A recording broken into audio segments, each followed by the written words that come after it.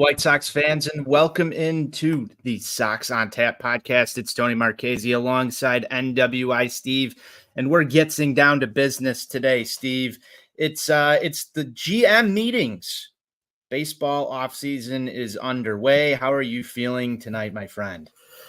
Hey, yo, Anthony. I am feeling sufficient for a Tuesday. Anybody that is an avid Seinfeld watcher like myself knows that Tuesday just simply has no feel. So we're just plugging along here. I'm not a Seinfeld watcher, but well, that's your first mistake. Tuesday is definitely the worst day of the week. I can agree with you on that one. There's really not much that's good about Tuesday or Wednesday for that matter. We know that the weekend starts on Thursday here. It's close to the week. Waffle Wednesday. Waffle Wednesday, you're a big waffle guy, huh? Big waffle guy. Oh yeah. Big waffle guy. That's amazing, Steve. We're gonna be talking some White Sox, not waffles tonight. But before we do that, make sure you're following the show at Sox On Tap on X. You follow Steve at NWI Steve, myself at Tony On Tap. Make sure you subscribe to the YouTube. Hop in the comments. We can't see your comments on X, but we can see them in the YouTube. So that's youtube.com/OnTapSportsNet. We've got a ton of White Sox topics to talk about. Offseason moves are underway. And there's plenty of those. This is going to look a lot different than 2023, Steve. First off, and we'll get to these in just a second in more depth, but I'm just going to read off some of the roster moves that have already taken place. White Sox have declined the options on Tim Anderson and Liam Hendriks. Mike Clevenger has opted out of his deal. We are going to be without one Yasmani Grandal, the one-time highest paid White Sox player in history is no longer behind the plate. Elvis Andrus, his deal has expired along with Brian Shaw, Jose Arena. They are now free agents. And it looks like Clint Frazier and Trace Thompson outrighted down to Charlotte. There's a lot to get to here, Steve. Let's start with the decisions on Tim Anderson and Liam Hendriks. Which one do you want to start with? I'll just give you the floor. Pick one and let's talk about them. I mean, I think the most obvious one is Liam Hendriks. I think given the fact that he had to have Tommy John surgery late last season, the likelihood of him pitching in 2024 is not particularly great for the club. So this was something that was talked about quite a bit when he was signed during the winter of 2020, the way the contract was structured, such that this fourth and final year was a $15 million guarantee that either would be a lump sum upfront or $1.5 million per year spread out over the course of 10 years. And given the fact that he's not likely to throw a pitch for the White Sox in 2024, I think it makes the most sense in the world for it to space out that payment for, $1.5 million per year for the next 10 years. I saw there were a lot of people on the X machine kind of taking issue with this. Obviously, given some of the off-field things that have taken place with Liam Hendriks over the course of the last 6 to 9 months here. But at the end of the day, it's not like they're just throwing him out into the street. He's still getting his money. And again, the probability of him throwing a pitch for the White Sox or any other team in 2024 is not particularly great. So I don't really understand where the angst was coming from with it. And I just think that obviously they're looking at it from an accounting standpoint, and they believe that it is most advantageous for the organization or for the Reinsdorf Family Trust Fund to space out that $15 million. I mean, I can see where some may take exception with this just based on the feeling that Liam Hendriks is not being taken care of from a team standpoint, right? There's a lot of things that are out there, but as you said, you made a great point. It's not like they're not giving him his money. This could have been a decision that was made regardless of any of the off the field stuff for different circumstances. I don't know. Do you think his time here is actually done? Could this potentially just be Liam Hendriks sits out next season, collects his money, and maybe strikes another deal with the White Sox? They seem to have worked hand in hand with each other. I don't think that Liam and the White Sox have any bad blood over the termination of the contract, the opt-out, any of that stuff. It doesn't seem like that was the case. Is there a possible return? Just very early prediction for Liam Hendriks to the South Side. I could see it for the 2025 season. To your point, I don't get the sense that there is any bad blood or ill will on either side at this point. I feel like both sides kind of just have the understanding of what the situation is. I think we all realize the competitor and the hashtag TWTW that Liam has. He's going to work his ass off to try to pitch at some point next season. I feel pretty confident in saying that, realizing how quickly he came back from rehabilitating from cancer. And, there were a lot of people that didn't think he was going to pitch at all in 2023. And look what happened there. So he's going to absolutely have the mindset that he's pitching in 2024. Whether that happens in reality, I think remains to be seen. So it wouldn't shock me at all if there is some kind of a restructured deal between the two sides. He does seem to really enjoy being here in the city of Chicago. Now, if he is to miss all of the 2024 season and then start looking into 2025, I think a lot of it's going to depend on where this team is at. That's obviously going to be a focal point of discussions here over the course of the next 3 to 4 months. So does that align with where he is at in his career life cycle at that point? That kind of remains to be seen. Yeah, well said, Stephen. I just didn't think that there was any possible way that they were going to pick up that option, just based on where he's at with his health.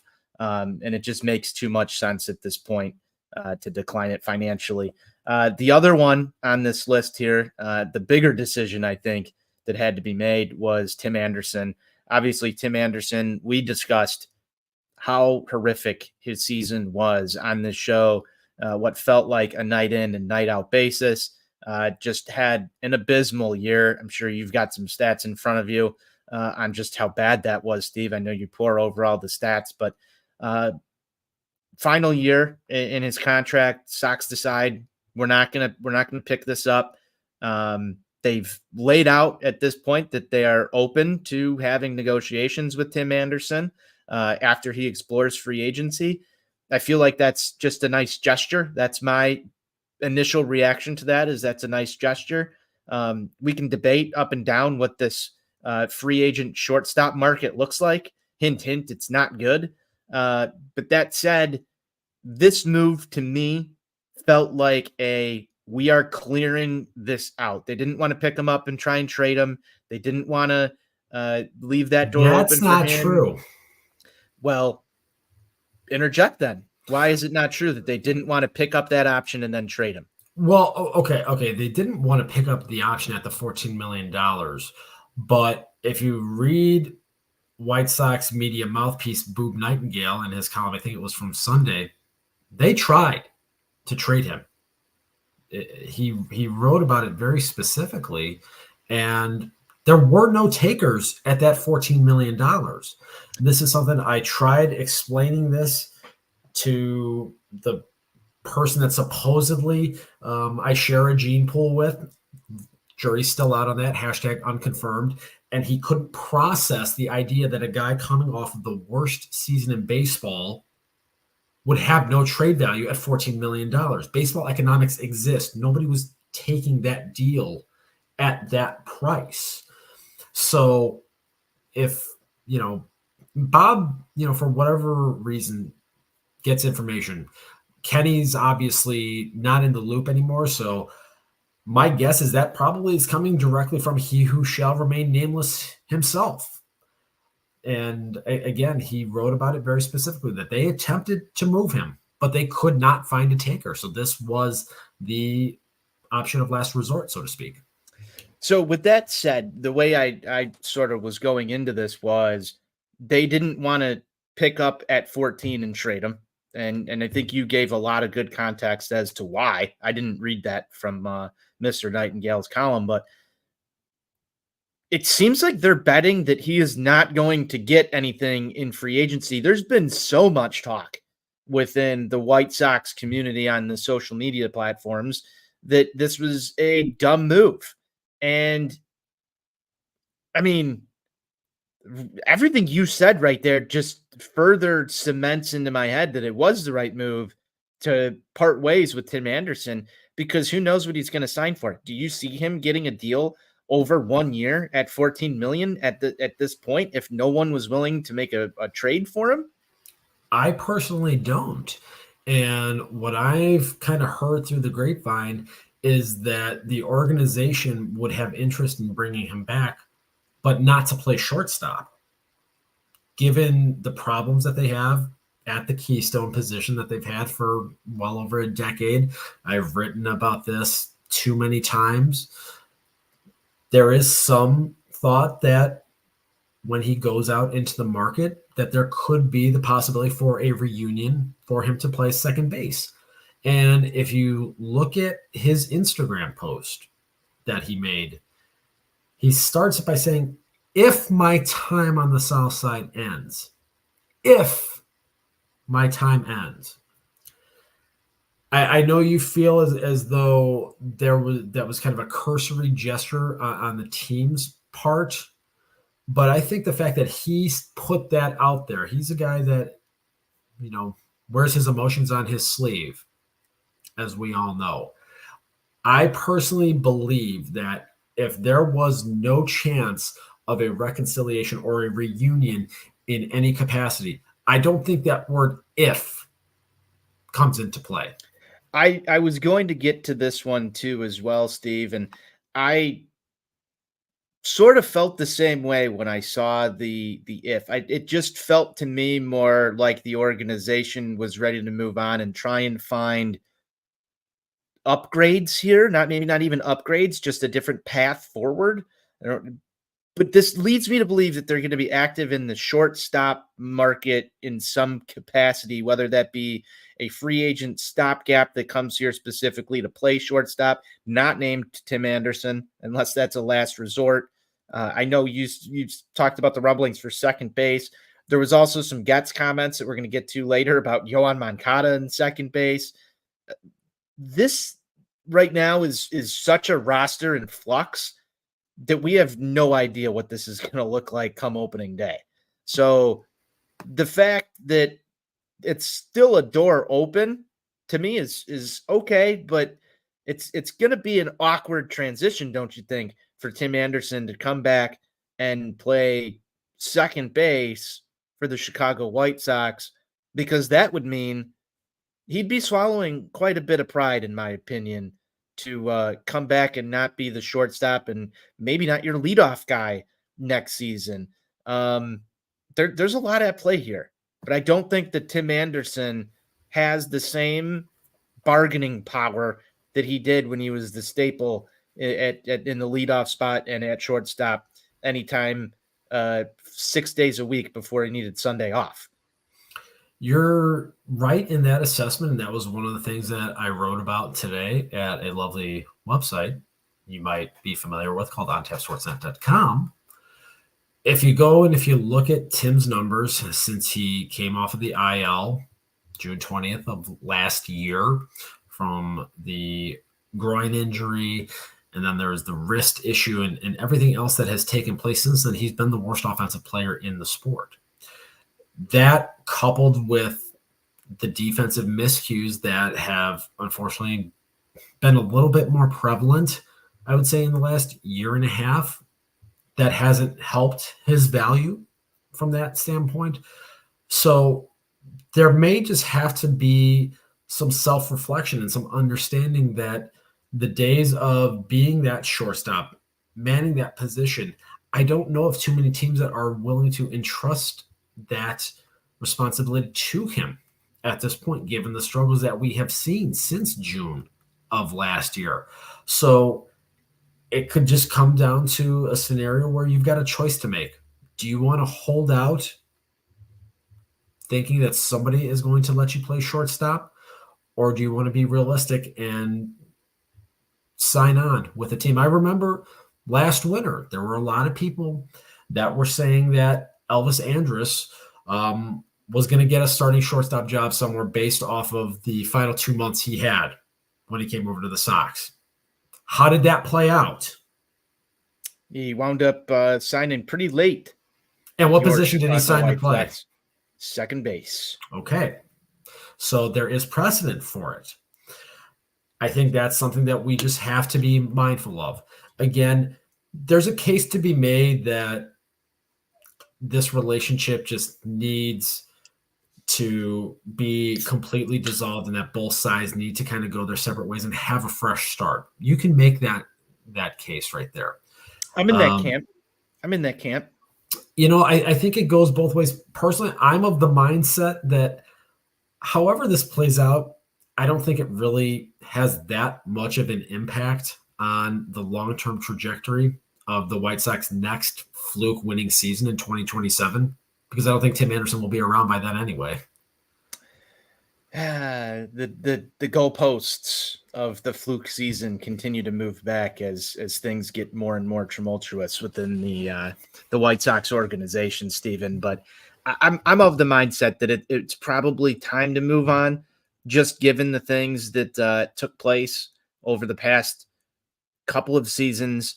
Unable to put it together. We'll talk about Chris Getz comments again towards the back half of the show.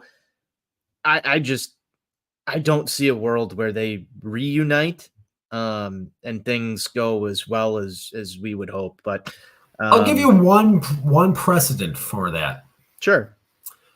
2020, after that season, the White Sox non-tender Carlos Rodon. Yeah. And I remember a lot of people were unhappy about that. And Carlos Rodon had an offer to stay in Chicago, but not with the White Sox. And then all of a sudden, the two sides found themselves back together again. And Carlos Rodon had himself a tremendous year in 2021.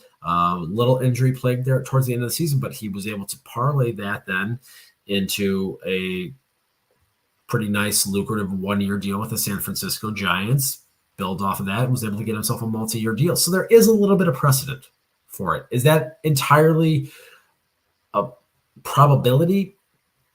Who knows at this point? I feel like there's a lot of layers to this Tim Anderson saga that unfortunately only the people in the organization really truly know.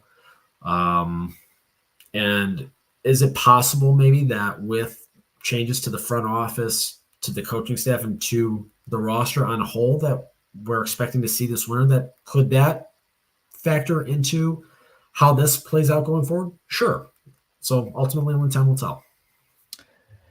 And it's going to be interesting to see how this plays out. We'll keep this discussion open throughout the offseason as the Tim Anderson free agency tour embarks. I'm interested to see the reports on it comes out who's interested in him, and I'm sure we'll get more of that closer towards the winter meetings and the GM meetings.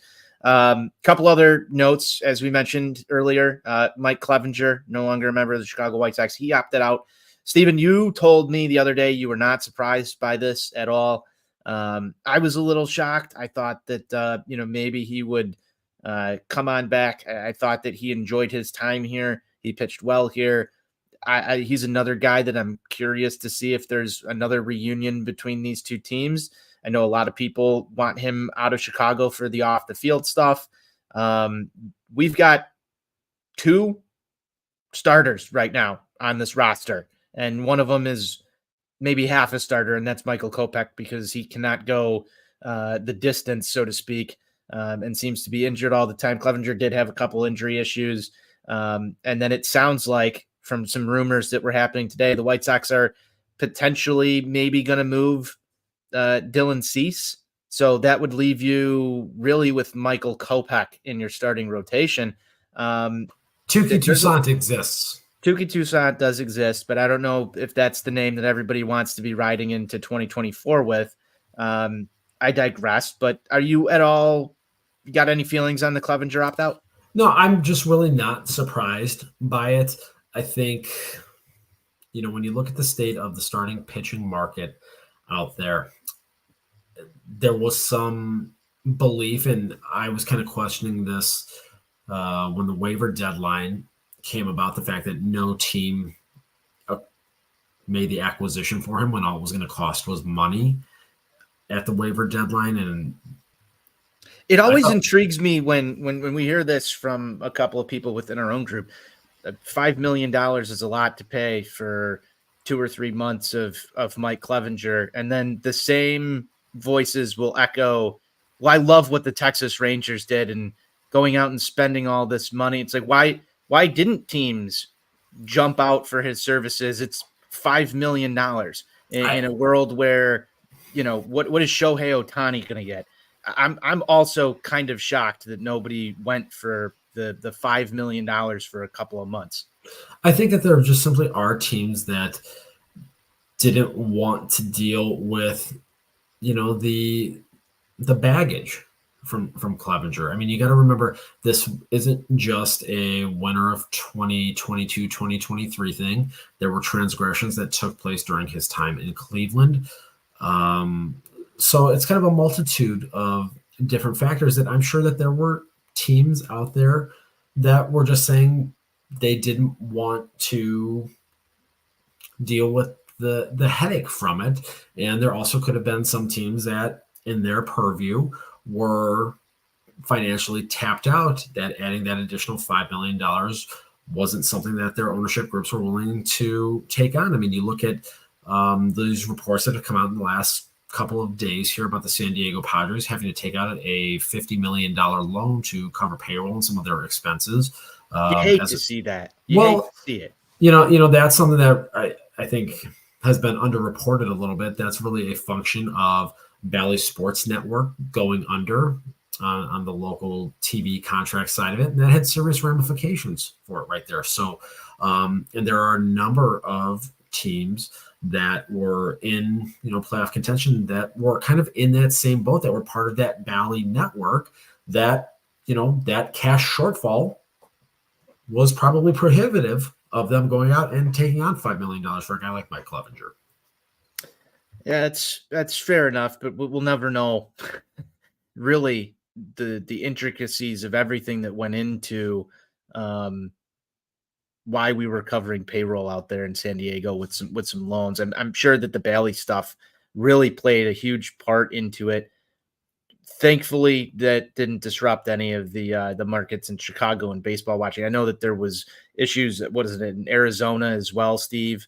A couple other teams that were out there that were all utilizing Bally as their RSN. So that'll be interesting to see how that all plays out. I know we're on the precipice of an expiring TV deal as well here in Chicago, Steve. That'll be interesting to figure out what happens as that all plays into. And I'm sure given the current given the current state of the team, I'm sure that's really just going to make the asking price just go up even higher. Yes, astronomically. The other names that I had mentioned earlier, Steve, one I'm going to miss, and I hope he's back next season. Brian Shaw. That man did his fucking job all damn year. He was probably one of my favorite players to watch on the White Sox as things were winding down. I know our guy Sox Insane's in here as well. Just want to get to a couple of YouTube comments. He says, hashtag build around Tukey. Yes, I know that he commented earlier 1 month of Mike Clevenger. Sox Insane, Besnick, you are not the only one who's been saying those things. That was not directed at you. There's plenty of voices out there also echoing those statements. But I'm going to miss Brian Shaw a lot. I hope he's back. I hope he is closing ball games or doing something out of the White Sox bullpen, just for the pure fact that he is a workhorse. He's Shaw. He's there every day. I liked his attitude, Steven. I was impressed. In fact, I hope he gets an A+ on our guy Sox and Saints player reviews for this season, because there is nothing short of 100% blood, sweat, and tears that Shaw gave the Chicago White Sox this season. We talk about all the time that availability is perhaps the most important ability. Brian Shaw was always available. We know that. Every day. And just did his job. For a team that's going to have to cover a lot of innings next year, a guy like Brian Shaw that has a rubber arm that can take the ball, there is utility in that. The quality of his pitching at this point is open to interpretation. But for a team that admittedly is on the high end going to win 67 games, probably that's their ceiling. You getting into your predictions that you were leaking to me the other day? Because no, I don't. I'm just saying that's the ceiling right there. If everything breaks perfect, you got a lot of innings you're going to have to cover there. So a guy like Brian Shaw would be useful in that scenario. Absolutely would. Absolutely would. Loved what he gave the White Sox this season. Hey, and if it's going to be bad, at least give me guys that are out there willing to gut it out. I mean, he reminded me of a guy that we just pulled out of the bleachers, threw out there on the mound, and just went out there and every single day, like I said, was doing his job. My favorite moment, if it's the end of the Brian Shaw era, was his interview in the clubhouse after one of the games, and he could not name a single member on the White Sox roster and was referring to people by the positions that they played. And that was just pure gold. We need laughs around here. I love laughing at the craziness because it's easier than crying and being sad and drinking misery beers, Stephen. It just is. You get to this point, all you can really do is laugh at yourself. Yeah, I mean, and Shaw, not that I laugh at Shaw. He went out there and competed. But I want to see him just like rack up like his 1,000th appearance in a White Sox, just some weird accolade that he'll eventually get. I think it'd be cool if he did it in a White Sox uniform. He's a South Sider through and through. Goodbye, Yasmani Grandal. Goodbye. I was talking with our guy Johnny Steve the other day, and he had some choice words for Yasmani Grandal after this, and I sort of questioned him, and I'm going to question you the same way. He was a big Yasmani Grandal guy, and there were some things that Yasmani Grandal did in his last year in Chicago that really rubbed our boy Johnny the wrong way. Not a big Grandal guy anymore. In fact, I think the words were, "I'm disgusted I was a fan of him. Not anymore." Good riddance. How are you feeling about Yasmani Grandal, and where are you at with the whole Yasmani Grandal experience? I think I share a lot of Jonathan's sentiments, particularly given how this thing ended. The commentary and the stories that have come out of the clubhouse at this point, the talk of, him getting into an altercation with Tim leading into the All-Star break because he wanted to go home and start his vacation early. Like, get the fuck out of here with that. That's fucking nonsense. So the talk about leadership and all of that really goes out the window when you hear some of these reports, and if they are indeed factual, that's just that's a real blemish on his career. And for a guy that has said that he wants to continue playing, he's going to have a lot of explaining to do to teams here this winter, because that's a guy that now you have to really question from a culture standpoint in the clubhouse. How is he? There's nothing wrong with the culture here. There's nothing wrong with the culture here, Stephen. No, nothing wrong in the clubhouse. No, not at all. Nothing at all. And you know what? Lucas Giolito went into some of that, and I think it's a perfect time to sort of segue into that. Did you see the Lucas Giolito comments on the White Sox clubhouse stuff? Yeah, I get the sense that Lucas is not the type of guy to air dirty laundry in public. It's very obvious and very apparent that something changed within this core group. This is one of the things I wrote about in my Tim Anderson piece, and I know I've talked about it quite a bit. The vibe with this team was just so different in 2021. They seemed like they genuinely enjoyed being around each other. They were having fun. You had guys like Brian Goodwin and Billy Hamilton laughing and jacking around in the dugout, keeping guys like Tim and everybody else loose. And that just changed. And I could see it right away during spring training of 2022, and you all told me I was fucking crazy when I said something was wrong.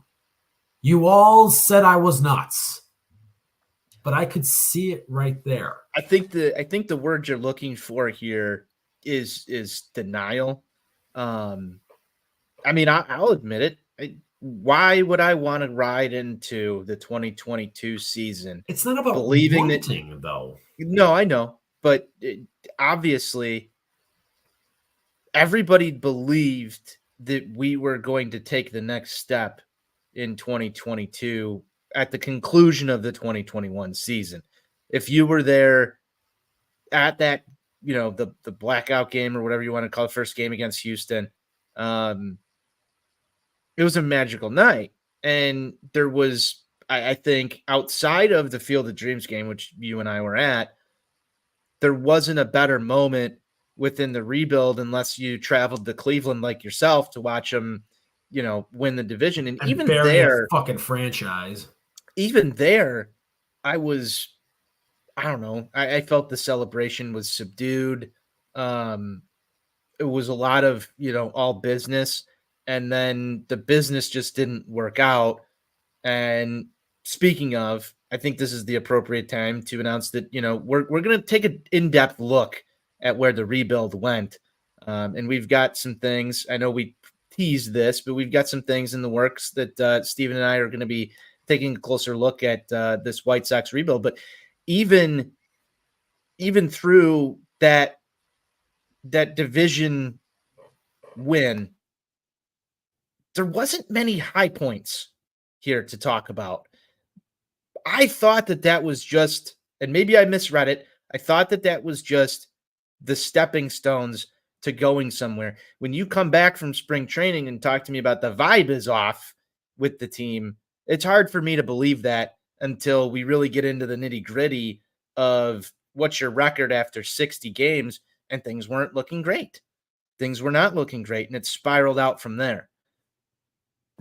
Well, I think if you look at that winter between 2021 and 2022, that's, again, when finishing pieces needed to be added.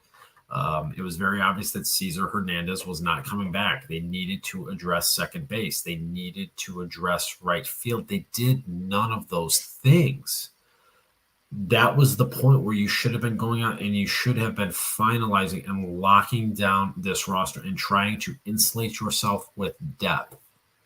Well, I think it comes back to foundational pieces like Yasmani Grandal as well. Was that enough? Was that enough to build the foundation on? No. And it just clearly wasn't. Steve, for the sake of time, we're going to move along to some coaching staff announcements that were made today. Coaching staff finalized. We've got some members joining this coaching staff. Going to look a little bit different than last year. Matt Wise named assistant pitching coach. He's coming over from the Angels along with Marcus Timms. I know Johnny is going to absolutely love two former Angels coaching staff members here. I talked to him the other day, and he said, fold the White Sox. That's what he told me to tell everybody because he's a big fold the Angels guy. There's more than two former Angels coaches coming. We got more? Yeah, Drew Butera. Oh, yes, you're right.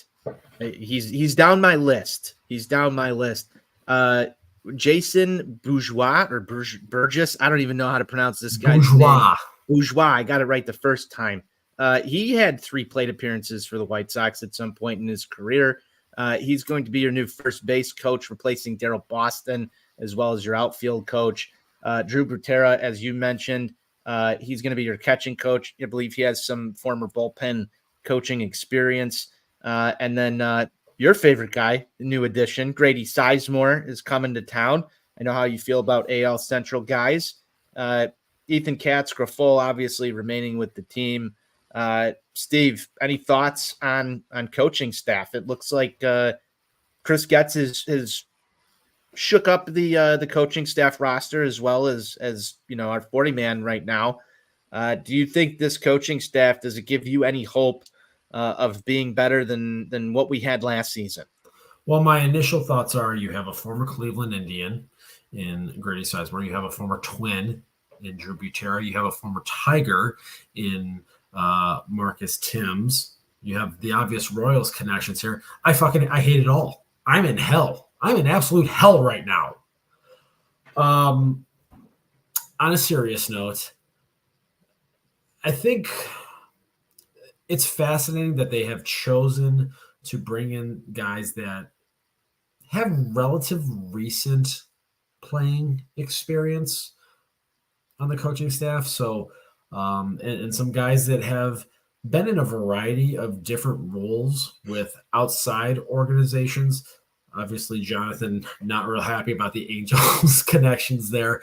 Marcus Timms is a guy that was a hitting coach with the Yankees, went to the Marlins, and then the Angels themselves. So bounced around. Are we going to make it through? Are we going to make it through spring training without Johnny wanting both of those guys fired, or all three? No chance. No chance. By my birthday, he will be openly campaigning for their dismissal jobs to be gone. Yes, absolutely, no question about that. So I think that is kind of fascinating here that they are bringing in some fresh blood. I'm kind of the mindset at this point that, look, I was excited a year ago when the Sox brought in Jose Castro from my Barbs. And we've seen this a number of times in recent years of bringing in guys from outside organizations that have pedigree of success. They get here and things don't work. So I'm of the mindset of I need it to be proven at this point. Things sound great on paper. Let's see it in practice. I'll share one personal anecdote from my Grady Sizemore experience. Summer of 2009, me and some of my high school buddies, we were at a ball game in late June on a glorious evening when Paul Konerko, who has more World Series home runs and World Series championships than Carlos Lee. I don't know if our viewers know that. On this glorious evening, Paulie hit 3 home runs in a game. And me and my buddies were sitting out in center field. And one of my friends happened to get on the old Google machine, do a little bit of research, find out Grady's mother's first name, to which, some things were being said for 4 or 5 different innings as beverages were being consumed. When you're in your youth, in your mid-20s, you maybe get a little rambunctious. It happens a little bit. Grady didn't really seem to care for it very much. And as the Sox were up, I think it was like 14-3 at one point, he hit a home run in the top half of the 8th inning, and he decided he wanted to strut back out to center field and get all puffy chested with us. And we told him that we would take a picture of the scoreboard and send it to Donna, his mother, just for, memory's sake. And again, he didn't really like that very much. So we're wondering, maybe, will Donna Sizemore be in attendance a little more this summer? Well, you're just going to have to wait to find out. You never know. I'm sure he's remembering this same thing as he's coming back to the south side of Chicago now, not as an opponent, but as a coach of the Chicago White Sox. Just a name that I never expected to be on our coaching staff. Like, never would I expect. We've got we've got enough former Indians infesting this organization right now. This is how we do things in Cleveland. Makes me fucking sick.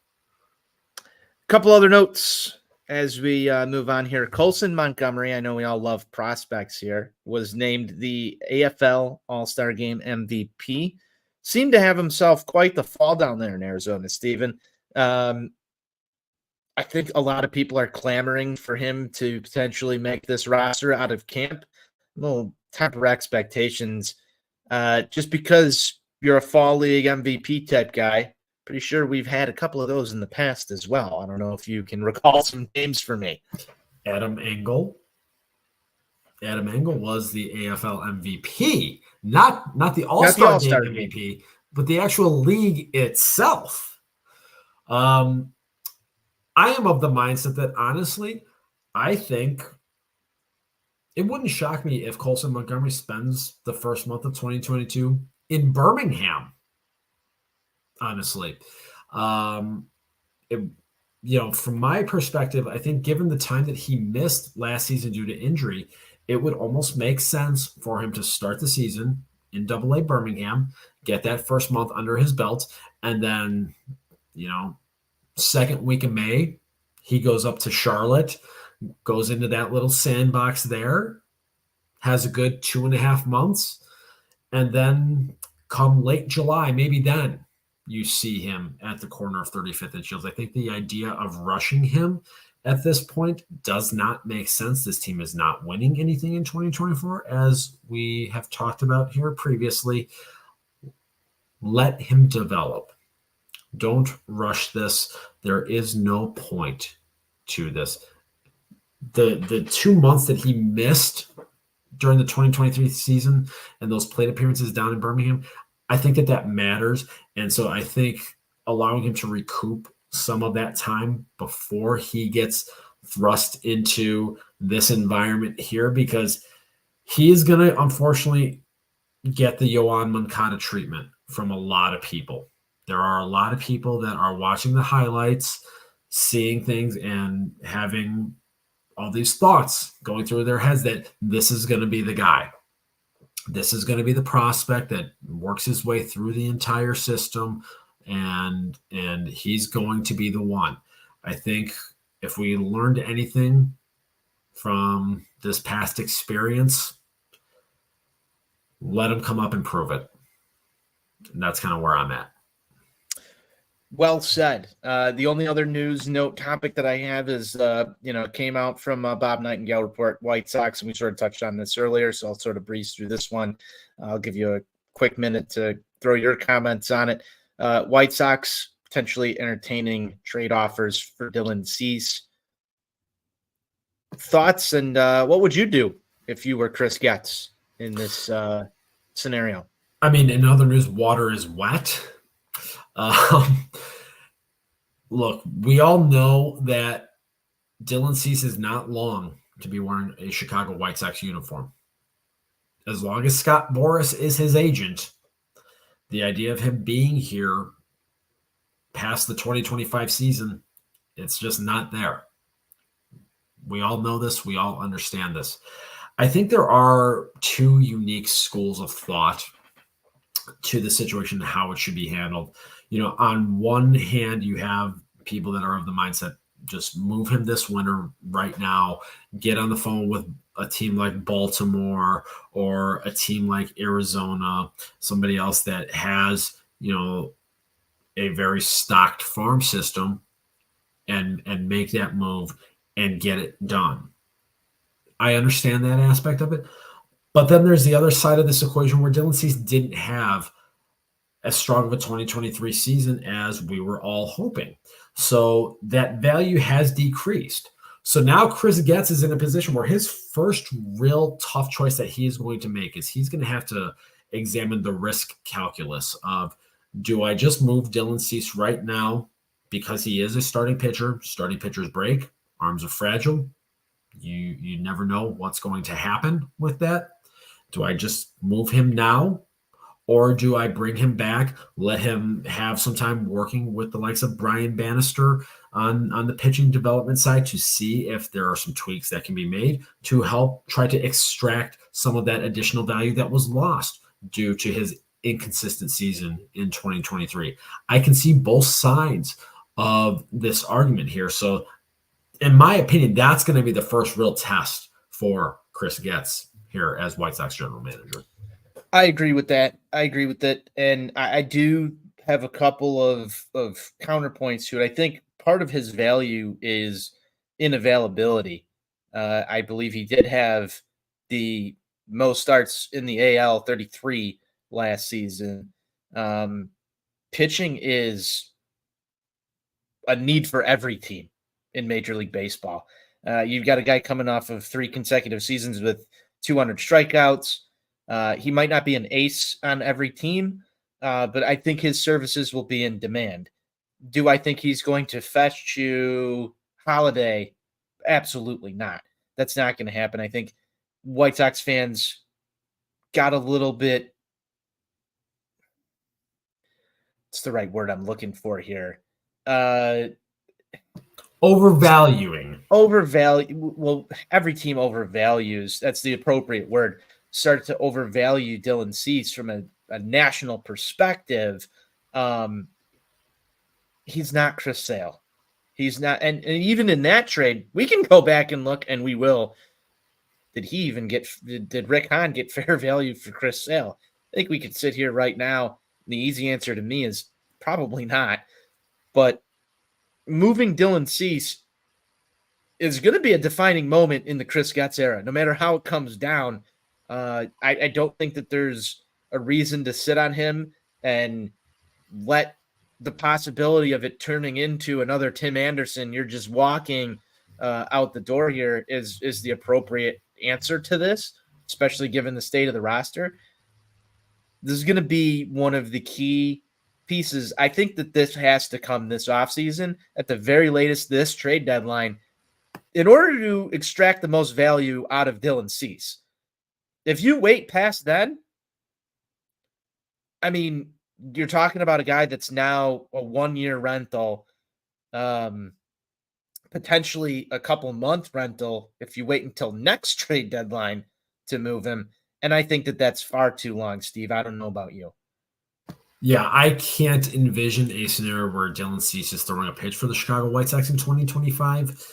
I think the last pitch he would ever throw at the latest would be July of 2024. So I don't think that come August he will be wearing a White Sox uniform. It could certainly come sooner than that. Could come at the winter meetings. Who knows? There's talk. I think I saw some stuff from Ken Rosenthal here earlier tonight that the early word out of the GM meetings is that the trade market is apparently going to be a lot more active than the free agent market, given how poor this class is. And so there's a heightened sense of need on the trade front. And that could be good for a team. This is not a rebuild, but we're going to entertain offers on everybody, just more mixed White Sox messaging for everybody to here's but see, look, here's what that whole quote, anybody who's really paying attention knows that this is a rebuild. The length of time that it takes is the thing that is ultimately going to define it. You look at the last one was a 3-year process. There's not a whole lot to tear down here right now, if we're being honest with ourselves. And I think that he who shall remain nameless, because of how much he cares about optics from the national media, he doesn't care about it from the fans. He cares about it, what is written about him nationally. He doesn't want to put that out there because we just came out of one and we have 2 playoff wins to show from it. So, yeah. It's ugly. It's ugly. Steve, we're getting close to wrapping it up here. We're going to spend the last 10-ish minutes of the show talking about Chris Getz at the GM meetings, as you just referenced. A couple of interesting quotes. We had a Pedro Grifol Zoom today, just some wild stuff. I'll let you sort of take the floor here. I know you've got some quotes prepared from our new GM as he's getting down to business down there at the GM meetings. Go ahead and take it away. Well, the biggest overarching point that kind of came from Chris Getz here today is something that has been talked about. Josh Barfield was talking about this a week ago, and this seems to be kind of an organizational edict right now, is the emphasis and the focus on improving defense going into 2024, which justifiably needs to happen. We've all seen how terrible this team has been fundamentally and how bad they were on the defensive side of things. So that has to be addressed. Getz's direct quote was, "That's going to be a large focus for us this offseason. I want this to be an attractive place where pitchers want to pitch. We'll sell out to do that." He followed up, and this is the quote that got the most traction, and I've got some personal commentary I would like to provide on this one. "When I say I don't like our team, we've got pieces that are talented and attractive. They can be part of a winning club, but obviously we haven't gone out there and performed. It's not a well-rounded club right now. I saw a lot of loud mouth breathers on twitter.com. One particular fat boy that, is very annoying. Just gushing, almost orgasming over this quote because he finally said what everybody was thinking within this fan base. I look at this quote and the reaction to it from the people that hated Rick Hahn. This is akin to a year ago when Mr. Clean was making his first media rounds, saying things that to some people sounded great in practice. Just because he wasn't Sleepy McDickface, there was a segment of the fan base that loved it. And this is the same thing, that because Chris Getz isn't Lawyer Boy, there's a segment of the fan base that is going to love these quotes. To me, it all rings hollow. None of it means anything right now. What follows from this is what will be important. To me, these are just quotes. That's all they really are to me. If people want to be excited about them, great. But I'm very much of the mindset that my trust has to be earned at this point. So I will wait and see what follows from this. You're not wrong about the Pedro Grifol media tour. And we saw how that worked out. Been burned so many times in recent history that it's really easy for Sox fans to hear something and take it in polar opposite directions. There's always going to be a camp here that says, I'm not going to believe it until the results are there, which I believe you're firmly in. I sort of find myself in that camp as well, just because of the nature of what has transpired. It's been bad. It's been terrible. It's borderline disgusting to have gone through everything this organization went through from 2016 to where we are today and not have at least reached an ALCS with the core group of players that were assembled.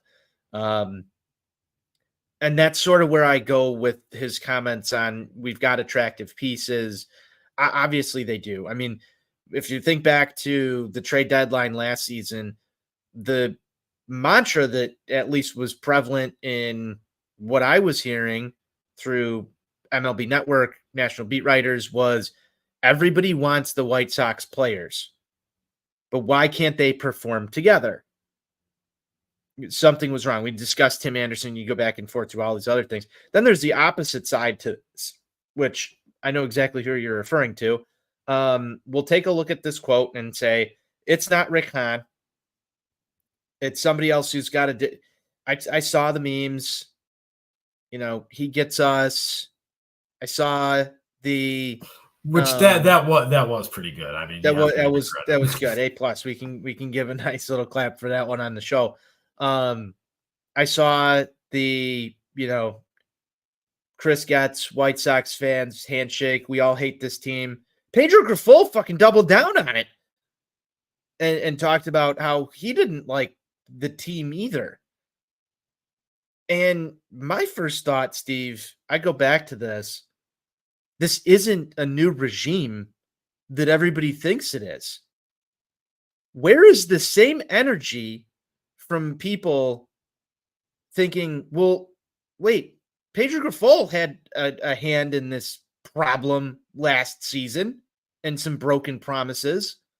And really, the guy who's your GM that everybody's clamoring over right now is the same motherfucker that was in charge of the farm system that brought up the last rebuild. So now, because what he admitted to today was that he doesn't like the results of his work. And I find it comical that people think, oh my God, he doesn't like the team. Well, guess what? A bunch of those guys who were on the field not performing, causing this issue that cost the previous front office, their jobs, is the guy who's sitting there going, I don't like this team. I'm going to blow it up. Where does that happen anywhere else? Please tell me, where does that happen anywhere else in professional sports where the guy who's partially responsible for things being broken, fundamentals, we need to get better at defense. Why wasn't it being taught like that?